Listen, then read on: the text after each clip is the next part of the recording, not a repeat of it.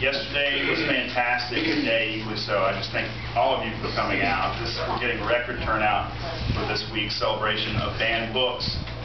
And as you're going to discover today, banned books is sort of the inspiration behind a deeper discussion about freedom of thought, freedom of speech, freedom of expression. Really what we could say are the freedoms of being a human being.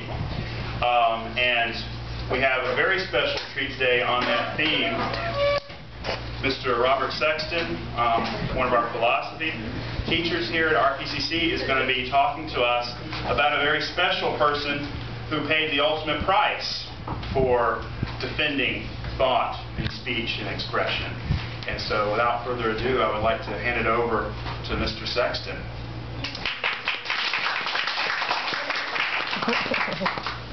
Always makes me nervous when people applaud for me. I have to provide something for you. I was okay with this until I heard that there was a speech class going to sit in with us. Is that right? No? No. Good. I was afraid they would want to grade me. Dr. Neighbors asked me to come and talk on banned books. And he asked me to specifically talk about Socrates. And I was confused, because you see, Socrates didn't write anything. He didn't write a single thing. As far as we know, we have no record of it. So I thought, well, perhaps Dr. Neighbors made a mistake. But we all know Dr. Neighbors, and we know he doesn't make mistakes. So I thought perhaps he was just desperate and had to fill in one of the slots. And I understand that. I usually am an act of desperation. But it was obvious to me yesterday, in hearing the talk around campus, that this was a very popular event. So I knew he would have lots of folks that would be glad to come and talk about various aspects of banning. So I knew that wasn't it. So I was a little confused still, and I was hoping that you could help me today figure out exactly why Dr. Neighbors wanted me to talk about Socrates. Do y'all know who Socrates was? You know, he lived a long time ago. He was like a really old guy, about 2,300 years ago. He's dead. So why are we talking about dead people's ideas? Well, something happened with Socrates that kind of set him apart and makes him a very good theme for Banned Book Week. What goes on with banning books? Right. I mean, we've got lots and lots of books. I see books all over the room. I guess none of them are banned. So why do we ban some books but not other books? Is there something wrong with the paper in the book?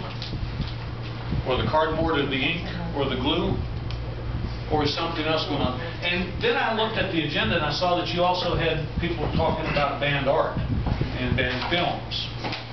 Actually, I cannot. So what is in common between books and art and film? Hang on. Why are some books banned but most books aren't? Well, it comes down to the ideas. Books have ideas.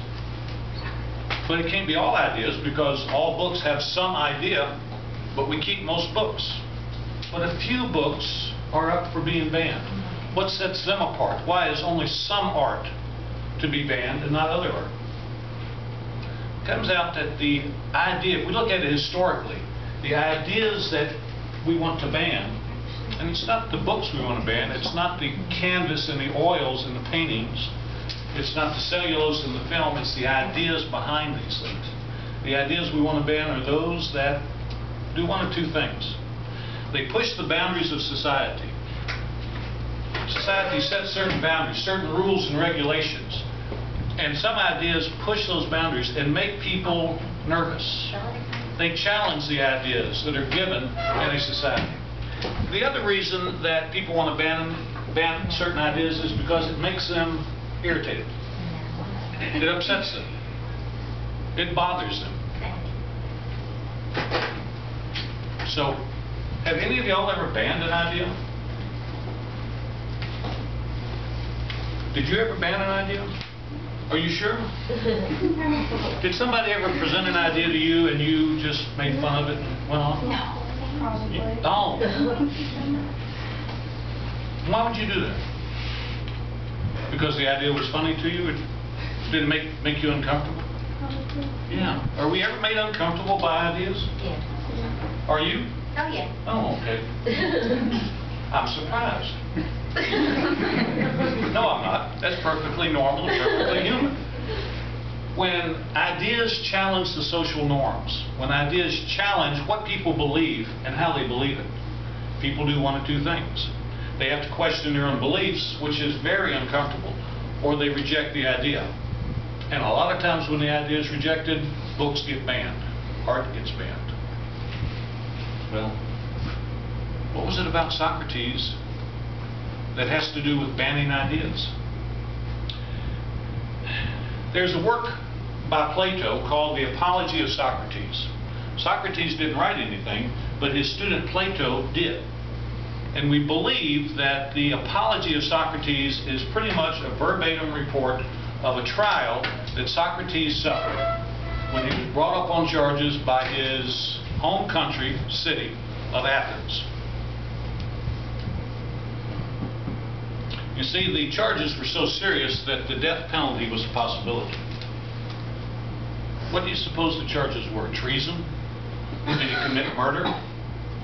Did he steal from the national treasury? Here are the charges. Doubting or questioning the gods of Athens. Charge number 1. Charge number 2 was corrupting the youth. Seems rather innocuous to us in our society, doesn't it? Questioning the gods of Athens. It's kind of a strange charge because Athens was a very cosmopolitan city. They had lots of folks from all around the Mediterranean that were living in Athens, worshiping their own gods, teaching their own gods. So why pick on Socrates? You see, the questioning that they were concerned with was of the gods of Athens. Socrates wasn't concerned with the gods of Egypt or Italy or anywhere else. He was concerned with the gods of Athens. So when we start to challenge someone's gods, they become very uncomfortable. For the most part, most of us do. Don't you? If somebody starts to question your religious beliefs? Mm-hmm. Sure. Corrupting the youth, though. What does it mean to corrupt the youth? Ma'am, if you were going to go about and corrupt the youth, what concept do you have? Oh, wow. Every day. Do it every day. You do it every day? Well, would you be in trouble in Athens? Corrupting youth, like you talk them into doing drugs. I have to take your class. Do you talk them into vandalism? No, we don't go that far. No, you don't know. Abusing alcohol? All the time. Maybe. Illicit sex? No. That's my class. I have 2 classes to sign up for. We're free and easy talking about that. Would you be so free and easy making those claims that you just made in Athens 2,300 years ago? Sure you would, because they didn't care about that. They didn't care about that type of corrupting. What type of corrupting the youth were they talking about? See, here's the scary thing. This is what Socrates was trying to talk the folks into doing. The people that followed him. Do the same thing I do. Ooh.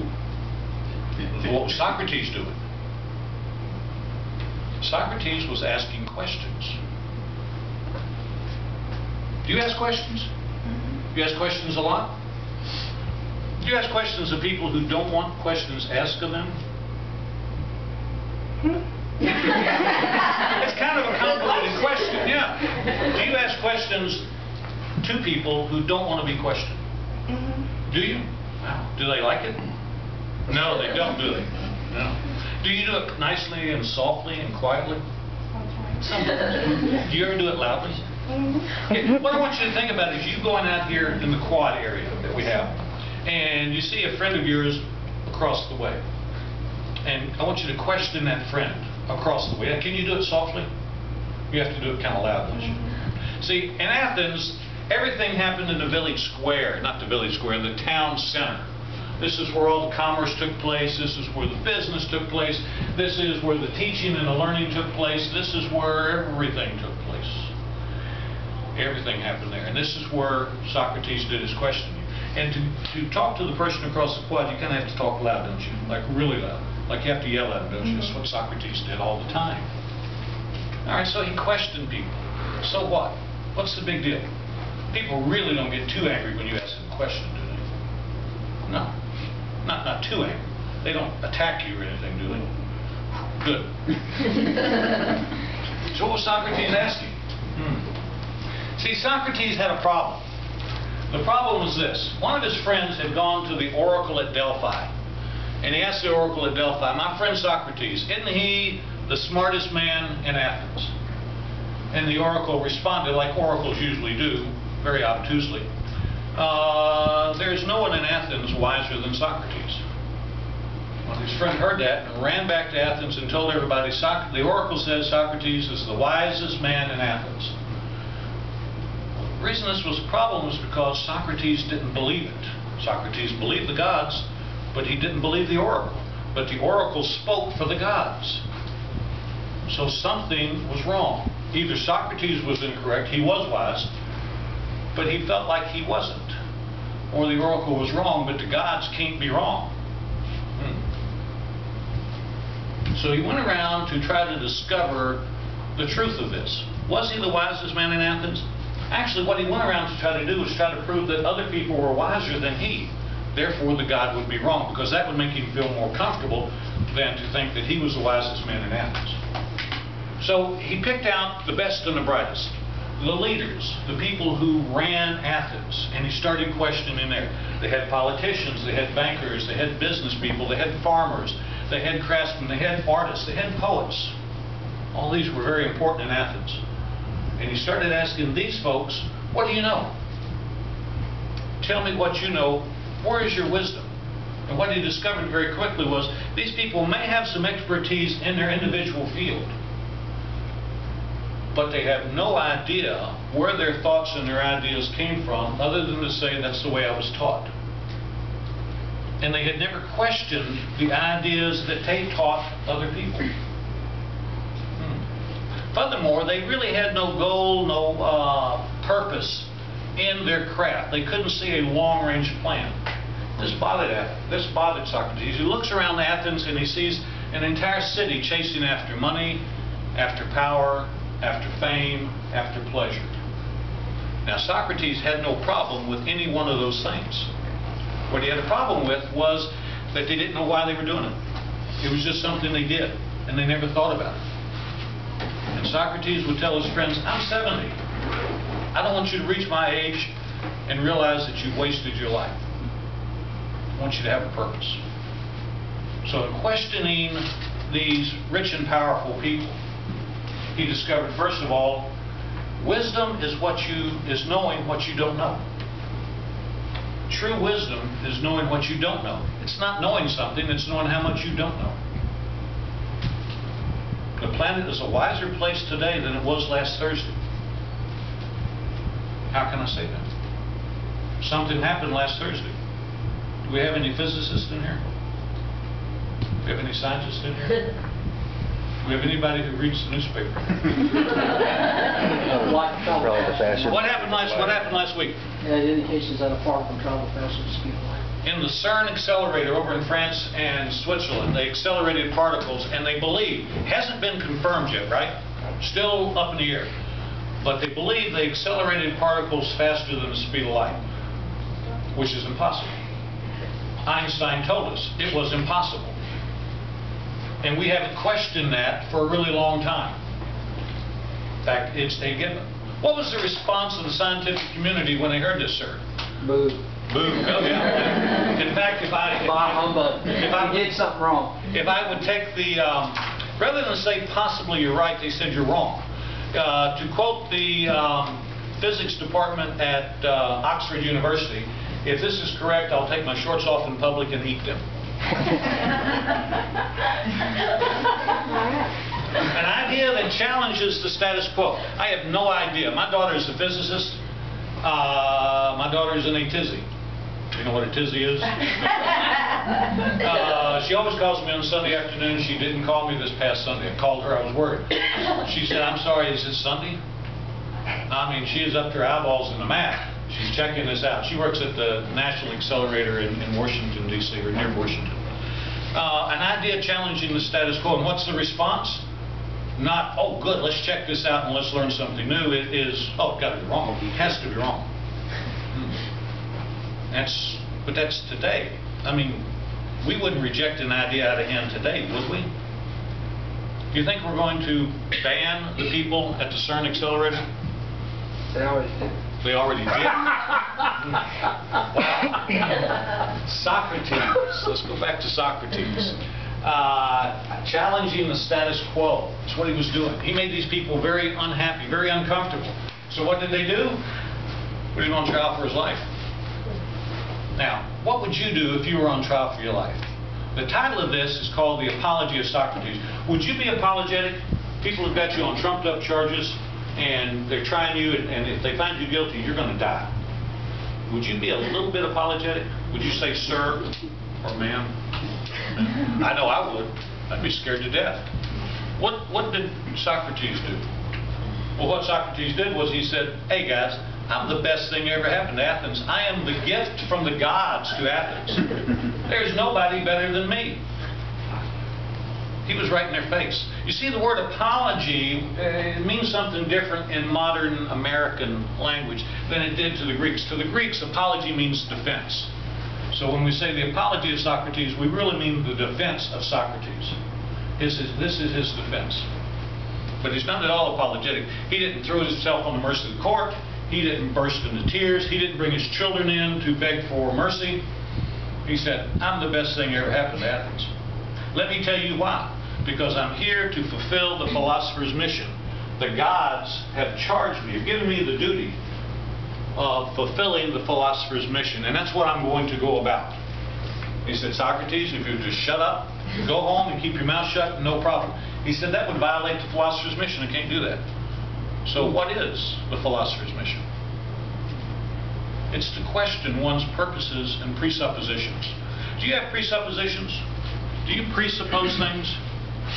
Another word for presupposition is prejudice. Do you have any prejudices? Presuppositions, prejudice. Judging something before you have proof. Sir, when you came in, I love the smell of jet fuel in the morning. Me too. Did you ever spend time on an Air Force base? I went to see the Blue Angel. Ah, excellent. I grew up on Air Force bases. Sir, when you came in and you sat down in that chair, did you check that chair first to make sure it was going to hold you up? No? You do understand these chairs were made by the lowest bidder. So you presuppose the chair would hold you up. That's a presupposition. We have thousands of those that affect our life every single day. Socrates says you can't get rid of these presuppositions, but you can learn what they are and you can control them. But to learn what they are, you have to question yourself to see who you are, where you came from. What do your ideas really mean? You know, when we start to question our ideas, we can become very uncomfortable. Because we may discover that some of these ideas just don't make sense. They don't hold together. So we have to then ignore the fact they don't hold together, that they don't make sense, or we have to reject them. Rejecting our ideas, particularly the ones we grew up with, is very uncomfortable. So the philosopher's mission is to question one's purposes and presuppositions. Where are you going? Why are you here? Why are you here today? Because I wanted to come listen. You wanted to come listen. Why? Because it sounded interesting. It sounded interesting? Do you enjoy interesting things?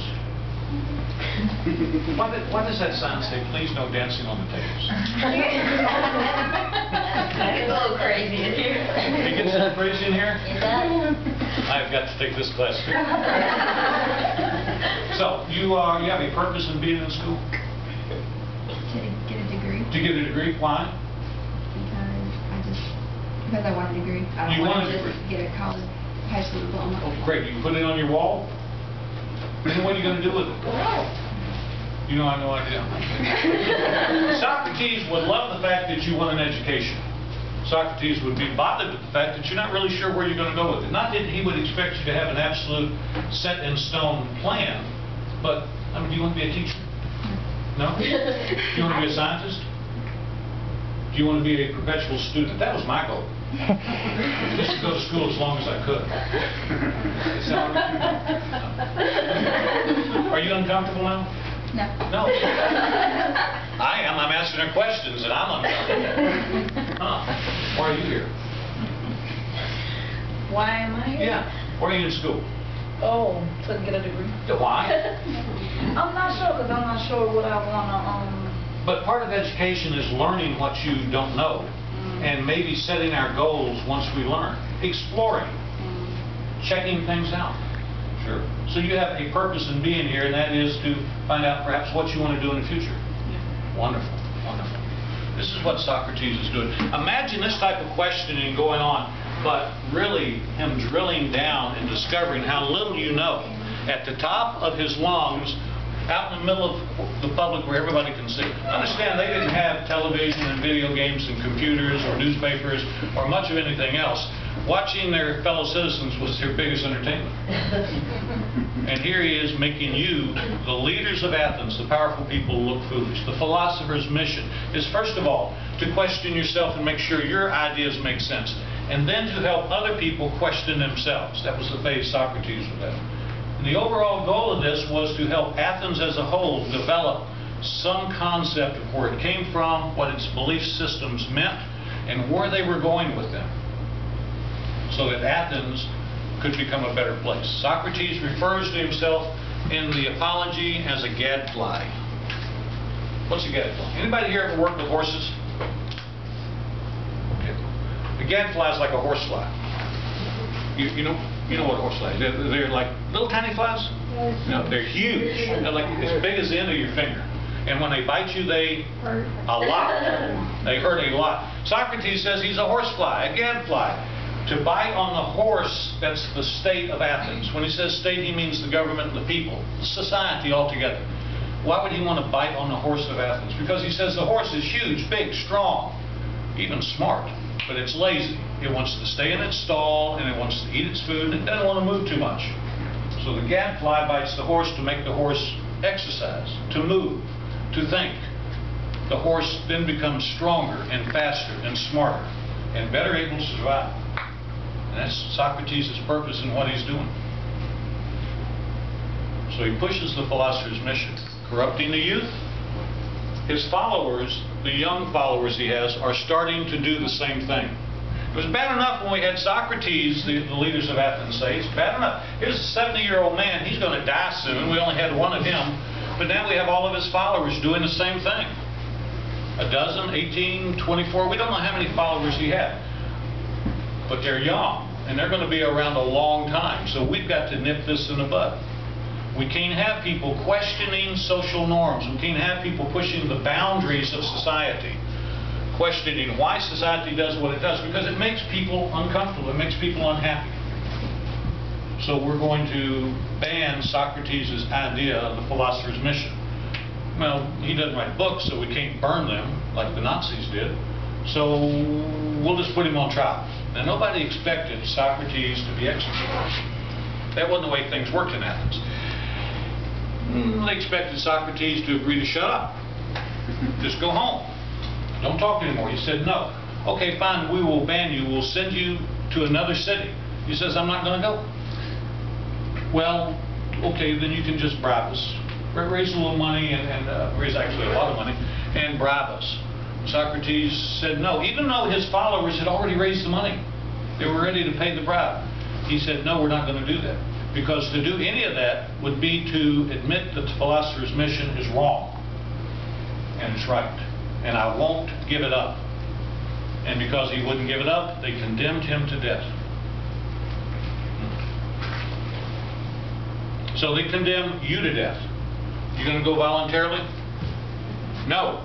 You're going to fight all the way. That's what I do, right? Yeah. What did Socrates do? Socrates said that the state that gave me birth and gave me the freedom that I have is the state I have to support. So I can't fight against it. So Socrates took the poison himself. Hemlock, very painful poison, very painful death. Socrates drank it himself voluntarily because he said, I was ordered by the state that gave me birth, but more importantly, gave me the freedom to express myself.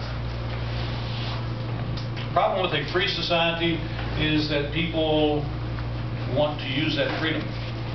And sometimes it makes us uncomfortable. Now, when a dictatorship bans books, bans ideas, bans art, All right, we understand that. But what about a free nation? Joseph Stalin said, ideas are more dangerous than guns. We wouldn't let our enemies have guns, so why would we let them have ideas? And he took all the ideas away. And they banned books. We understand that when it happens in a dictatorship, but what about in a free society? Why would a free society ban books? Ban ideas? You work in the library. Do you have any banned books over there? A lot. You have a lot? Do you have a lot that should be banned? I think any should be banned. You don't think any should be banned? Why not? Aren't some ideas dangerous? I mean, Stalin says ideas are more dangerous than guns. I would put to you they're more dangerous than a nuclear explosion. That's my personal belief, not Stalin's. So if they're more dangerous, then why wouldn't we ban them? One person's passion is another's poison. Do what? One person's passion is another one's poison. Well, so that means somebody's going to somebody's going to get Find some poisoned. offense. What? Somebody will find some offense in anything. Is that offense valid? Is that offense that they take to these ideas valid? For them, it is. No. But not necessarily. But not for you. Right. So if it's not for you, then we shouldn't ban the books. But is it okay with you if they ban the books? They can choose not to read them. They can choose not to read them. Why don't you want to ban ideas? I don't understand that. Why don't you want to ban ideas? Am I picking on you too much?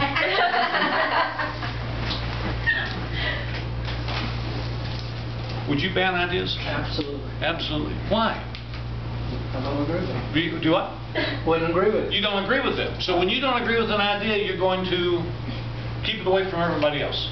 If I had the right to do it, yes. Do what? If I had the right to do that. If you had the right to do it, do you have the right to do it? Yes, at times. What idea would you keep away, say, from your children? What idea? Yeah. Climate change. Well, I wasn't expecting that. I have to say I was not expecting that. So the fact that the climate of the earth is changing, you wouldn't tell your children about that? That's not what I said. That's not what that means. It's not what it means. Yes. So first of all, we're going to have to define our terms. A lot of times when somebody rejects an idea, they're not really rejecting the idea. They're rejecting the fact that they have a confusion of terminology. What does a term really mean? Climate change, what does it mean? We take it to mean that humanity is changing the climate of the globe, don't we? That's not what the term means. And to some people, climate change simply means that the climate of the earth is changing and we don't know why. And if we don't clarify our terms, we really can't have a discussion. And somebody's idea gets pushed aside. If you have ideas that are banned, you have less chance of improving the ideas that you have. If you are challenged with an idea, those are the ideas we want to ban, the ones that challenge what we believe. If you're challenged with it, you have to actually question what you believe and why you believe it. Doesn't mean that you have to change your ideas. It simply means that you have to open your horizons. See, way too often we mistake the edge of the rut for the horizon. We're in a rut, we don't realize it.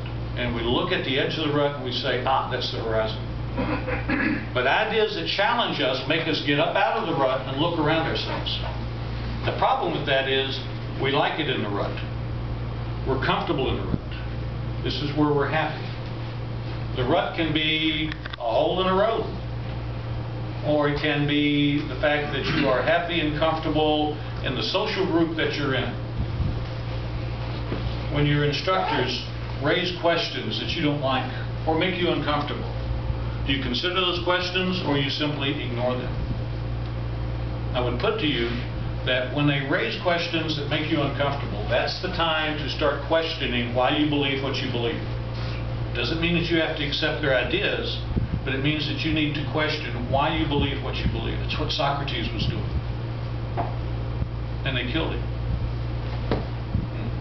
We no longer kill people, do we? We don't kill people if they have ideas different than ours. People are laughing. Well, who's been killed lately? Can anybody tell me who in our society in the past, I don't know, 30, 40 years has been killed because they espoused an idea that was different than somebody else's? Maybe their reputation.